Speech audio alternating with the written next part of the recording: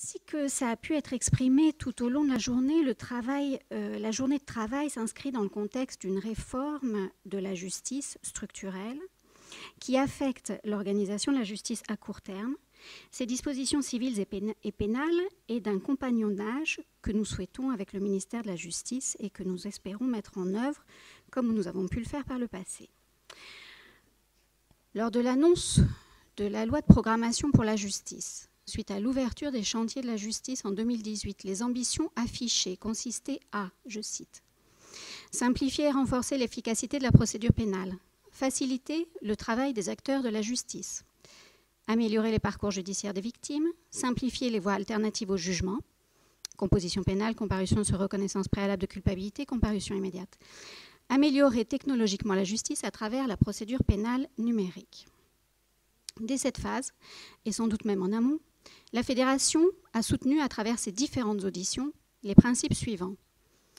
L'action doit être guidée par la prévention de la récidive, pour tous les acteurs, avec un corollaire de diminution de la détention provisoire. Les actions d'accompagnement individualisées doivent être prioritaires. Et il en résultait logiquement qu'il était nécessaire de renforcer l'aide à la décision en amont de la décision pénale et toutes les mesures d'accompagnement pré- et post-sententielles. Les rencontres se sont multipliées, au cours desquelles il nous est apparu indispensable de faire valoir le savoir-faire des associations en matière de recueil d'éléments de personnalité, entre autres, d'anticiper de façon pragmatique la mise en œuvre des modalités issues de la loi dans le champ qui est le nôtre, à partir des apports du terrain, et d'assurer une cohérence par rapport à l'existant pour soutenir et amplifier la mise en œuvre de la loi au bénéfice des citoyens. Le contexte associatif est le suivant. Les associations se sont vues confier en 2018, et c'est là que j'aligne les chiffres, 76 293 enquêtes sociales rapides, 5 508 enquêtes de personnalité, 13 241 mesures de contrôle judiciaire en 2018, et pourtant, il reste nécessaire de rappeler le rôle qu'elles sont appelées à jouer dans la mise en œuvre de cette réforme dont la volonté affichée est d'aménager les peines et de définir les modalités d'exécution des peines adaptées. La déclinaison de cette volonté initiale nous paraît encore quelque peu lacunaire à ce stade.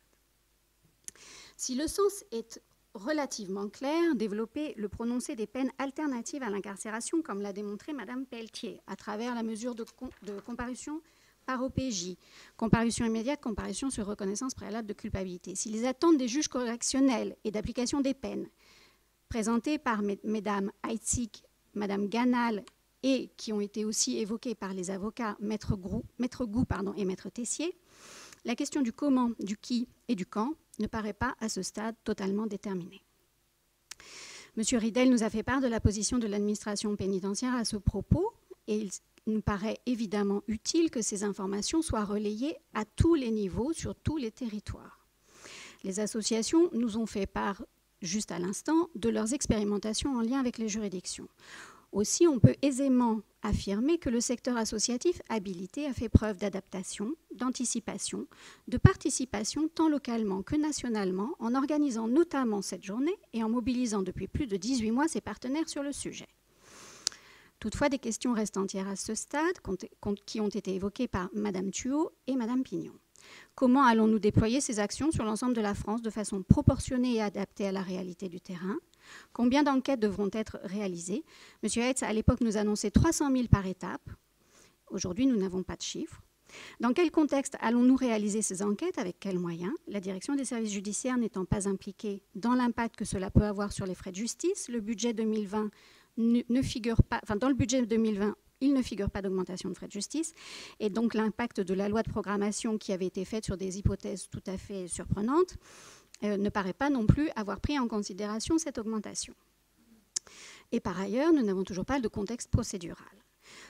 Donc aujourd'hui, la question centrale est la suivante. Comment sécurise-t-on le secteur associatif habilité afin que la mise en œuvre de la loi soit réelle à la date attendue ? Le rapport au temps joue ici un rôle crucial qu'aucun chef d'établissement ne peut omettre. Temps de recrutement, de formation, de réception des réquisitions, d'établissement des rapports, d'entretien, d'établissement des mémoires de frais, de paiement via Chorus, et j'en passe, et des meilleurs.